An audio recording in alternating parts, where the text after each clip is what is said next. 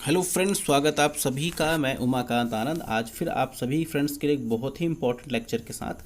आज का जो लेक्चर है उसके अंदर आज हम बात करने वाले हैं अंकटाड के बारे में। अंकटाड जो है इंटरनेशनल बिजनेस और फॉरेन ट्रेड ऑफ इंडिया, दोनों जो सब्जेक्ट हैं इनकी एक बहुत ही इंपॉर्टेंट संस्था है। इसका अगर फुल फॉर्म की बात करें तो United nation conference on trade and development. United nation conference on trade and development ये इंटरनेशनल ऑर्गेनाइजेशन है जो कि एग्जामिनेशन पॉइंट ऑफ व्यू के लिए बहुत ही इंपॉर्टेंट है। क्योंकि जो भी एग्जाम्स आपकी कंपटीशन की हैं जहाँ पे कॉमर्स सिलेबस में से कॉमर्स सब्जेक्ट से क्वेश्चंस पूछे जाते हैं, चाहे वो यूजीसी नेट कॉमर्स की एग्ज़ाम हो या आपका पीजीटी कॉमर्स हो या टीजीटी कॉमर्स हो या यूपीएचएससी का असिस्टेंट प्रोफेसर एग्ज़ाम हो या किसी और स्टेट का असिस्टेंट प्रोफेसर एग्ज़ाम, ये जो टॉपिक है वो कहीं ना कहीं कई तरीके से इसमें से क्वेश्चन बन सकता है। तो इस लेक्चर में कोशिश की जा रही है कि इससे संबंधित जो भी इम्पोर्टेंट फैक्ट्स हैं, जो भी ज़रूरी इन्फॉर्मेशन है, वो सारी की सारी इन्फॉर्मेशन इस लेक्चर में आपको प्रोवाइड की जाए। और इस कंसेप्ट को पूरा देखने के बाद मुझे पूरा भरोसा है कि इससे संबंधित कोई इन्फॉर्मेशन आपकी नहीं छूटेगी।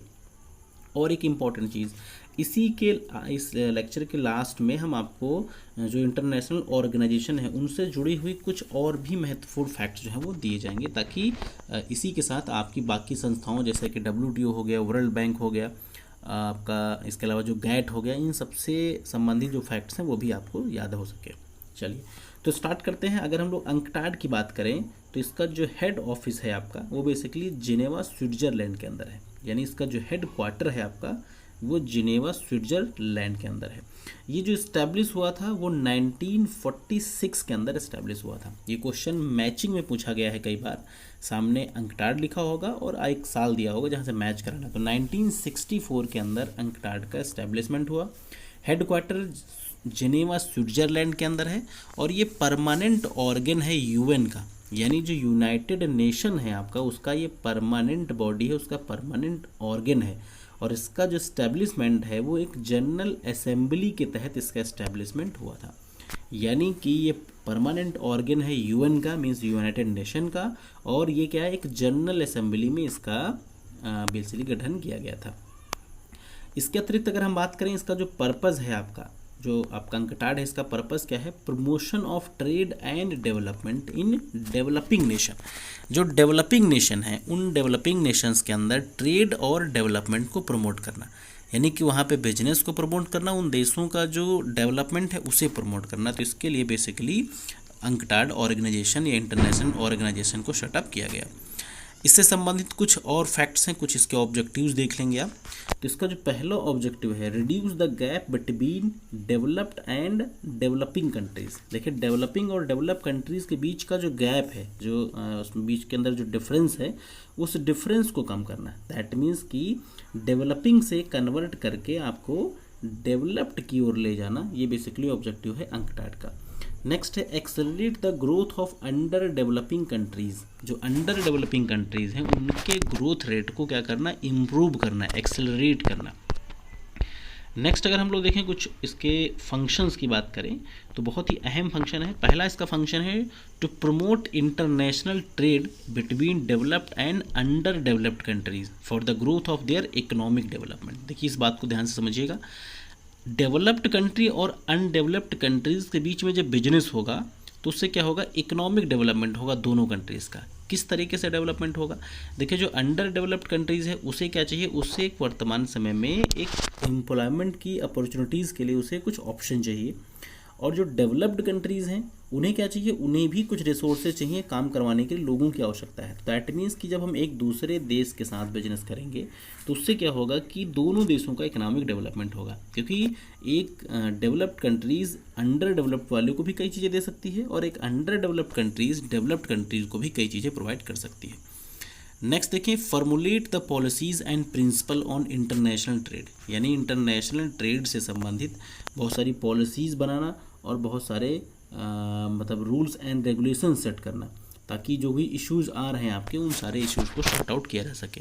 क्योंकि ऑब्वियसली जब इंटरनेशनल बिजनेस एक अच्छे लेवल का होगा तो कुछ रूल्स एंड रेगुलेशन तो बनाने ही पड़ेंगे, और उनको बनाने के साथ साथ बाकायदा फॉलो करवाना, उन्हें इम्प्लीमेंट करना भी अपने आप में एक इम्पॉर्टेंट पार्ट है। नेक्स्ट अगर आप देखें, to make principle and policies in effect. जो प्रिंसिपल पॉलिसीज़ बनाई हैं उनको ज़मीनी स्तर पे यूज़ भी करना है। देखिए, बनाना अलग चीज़ होती है और उन्हें एक्चुअली अप्लाई करना वो एक अलग पार्ट है, तो उन्हें एक्चुअली अप्लाई भी करवाना। टू निगोशिएट ट्रेड एग्रीमेंट, जो ट्रेड एग्रीमेंट है उनसे संबंधित निगोशिएशंस की फैसिलिटीज़ प्रोवाइड करना। यानी अंकटाड क्या करता है, निगोशिएशन का भी काम करता है उन कंट्रीज़ के बीच में जिन कंट्रीज़ के बीच में बिजनेस का एग्रीमेंट है और कुछ इश्यूज़ क्रिएट हो रहे हैं उस मामले में। नेक्स्ट आगे देखें तो to review and facilitate coordination of activities of UN institutions, जो यूएन इंस्टीट्यूशंस हैं उन सभी के बीच में कोऑर्डिनेशन बनाए रखना। यानी कोई ऐसी दिक्कत ना हो दो देशों के बीच में जिससे इकोनॉमिक सिस्टम खराब हो, तो इसलिए कोऑर्डिनेशन बनाए रखना और प्रॉपर तरीके से काम करना। नेक्स्ट है reform function as centre of harmonious trade and related document in developing countries. कहा गया कि एक बहुत बढ़िया तरीके से बिजनेस चल सके, एक हार्मोनियस रिलेशनशिप मेंटेन हो सके, इसके लिए कुछ डॉक्यूमेंटेशन फैसिलिटीज़ की आवश्यकता होती है। दैट मीन्स कि कुछ एग्रीमेंट्स से संबंधित कुछ पॉलिसीज़, कुछ रूल्स एंड रेगुलेशन जिनको ये ऑन पेपर कराने का काम भी करता है। कुछ आप इस तरीके से समझ सकते हैं कि जब दो लोगों के बीच में कुछ मैटर्स क्रिएट होते हैं तो डॉक्यूमेंटेड फैसिलिटी है, जो डॉक्यूमेंटेशन की फैसिलिटीज़ फॉर्मेलिटीज़ हैं उन्हीं से आप बच सकते हैं। दैट मीन्स कि एविडेंस का वो काम करता है। अब देखिए, हम लोग बात करेंगे कुछ इंटरनेशनल इंस्टीट्यूशंस की जिनको बहुत ही ध्यान से देखना है, क्योंकि ये ऐसा चार्ट है जो आपको 1-2 नंबर एग्जाम के अंदर दिला सकता है। तो इंटरनेशनल इंस्टीट्यूशंस में अगर हम लोग बात करें तो यहाँ पे इस चार्ट में 3 संस्थाओं की बात करी गई है। पहली एक कॉन्फ्रेंस जिसका नाम सबने सुना होगा, ब्रेंटन वुड कॉन्फ्रेंस। दूसरी international conference on trade and employment, और तीसरी यूएन की जनरल असेंबली। इन तीनों जो आपकी कॉन्फ्रेंसेस या आपकी असेंबलीज़ हैं, इनसे क्या हो गया, 3 बड़ी संस्थानों का जन्म हुआ है। तो उसको ध्यान से देखिएगा, पिक्चोरियल डेटा है और इसे आसानी से आप समझ पाएंगे। तो हम पहले क्या करते हैं, ब्रेंटन वुड को समझते हैं। जो ब्रेंटन वुड कॉन्फ्रेंस है वो हेम्पशायर यूएसए के अंदर 1944 के अंदर हुई। Bretton Woods conference Hampshire USA के अंदर 1944 के अंदर हुई, जिसमें ट्विंस का मतलब क्या है, 2 संस्थाओं का जन्म हुआ। पहली कौन सी, IMF जिसे हम इंटरनेशनल मॉनेटरी फंड बोलते हैं, दूसरा IBRD जिसे हम लोग वर्ल्ड बैंक भी बोलते हैं। यानी ये 2 संस्थाएं जो है वो ब्रेंटन वुड कॉन्फ्रेंस की वजह से हुई। कहाँ पे, हेम्पशायर यूएसए में। कब, 1944 में। International conference on trade and employment की बात करें, ये हवाना चार्टर के नाम से भी जाना जाता है। ये 1946 के अंदर हुआ और इसकी वजह से एक ऑर्गेनाइजेशन बनी जिसका नाम है इंटरनेशनल ट्रेड ऑर्गेनाइजेशन। यानी 1946 में कौन सी संस्था बनी, इंटरनेशनल ट्रेड ऑर्गेनाइजेशन, जिसमें कुछ समस्याएं थीं, कुछ इश्यूज़ थे और इश्यूज़ के चलते 23 नेशंस ने मिलके, जिसमें इंडिया भी शामिल है, 1947 को जिनेवा स्विट्जरलैंड के अंदर एक नया एग्रीमेंट साइन किया, जिस एग्रीमेंट का नाम है गैट, इसे general agreement on trade and tariff के नाम से भी जानते हैं। विन से वापस फिर से ध्यान से समझिएगा, पहले क्या बना था आपका इंटरनेशनल ट्रेड ऑर्गेनाइजेशन, कुछ उसमें दिक्कतें थीं, 23 देशों ने मिलकर क्या किया, जिसमें भारत शामिल है। 1947 में एक नया एग्रीमेंट साइन किया, कहाँ पे, जिनेवा स्विट्जरलैंड के अंदर। कौन सा agreement, general agreement on trade and tariff. और ये 1948 में बाकायदा प्रॉपर काम में स्टार्ट हो गया। फिर उसके बाद क्या हो गया, 1994 तक, 1994 तक इसमें 130 मेंबर नेशन हो गए, जिनमें फिर से कुछ दिक्कतें आई, फिर से कुछ चेंज करने पड़े। इसके चलते 1994 में एक दोबारा फिर से एक समिति हुई जिसे हम आर्ग्यू राउंड समिति के नाम से जानते हैं।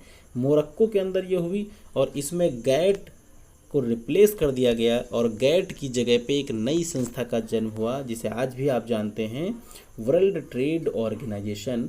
वर्ल्ड ट्रेड ऑर्गेनाइजेशन में परिवर्तित हो गई। 1994 में इसकी नींव पड़ी और 1995 से इसने ऑफिशियली काम करना स्टार्ट कर दिया। तो आई थिंक आपको ये बात समझ में आ गई होगी। पूरा कंसेप्ट बहुत ही इंपॉर्टेंट है, एक दूसरे से कनेक्ट करते हुए आपको पढ़ना है। सबसे पहले एक बार फिर मैं रिपीट कर रहा हूँ अगले 1 मिनट के अंदर। International conference on trade and employment कहाँ हुआ, हवाना चार्टर के नाम से जाना जाता है। कहाँ पे हुआ था, हवाना के अंदर 1946 में। ITO की स्थापना हुई थी। बाद में क्या हो गया, ITO में कुछ दिक्कतें लगी, फिर 23 देशों ने मिलकर 1947 में जिनेवा स्विट्जरलैंड में गैट एग्रीमेंट साइन किया जो 1948 से बाकायदा लागू हो गया। फिर 1994 तक इसमें 130 मेंबर हो गए, उसमें भी कुछ चेंज करने पड़े। सो 1994 में एक आर्ग्यू राउंड समिति हुई जिस पर डायरेक्टली क्वेश्चन इससे लास्ट एग्जाम के अंदर पूछा गया था और गैट को रिप्लेस करके WTO में कन्वर्ट कर दिया गया और WTO 1995 से काम करना स्टार्ट कर देता है। अब हम लोग बढ़ेंगे तीसरी और सबसे अहम पार्ट की तरफ। एक UN की जनरल असेंबली होती है 1964 में।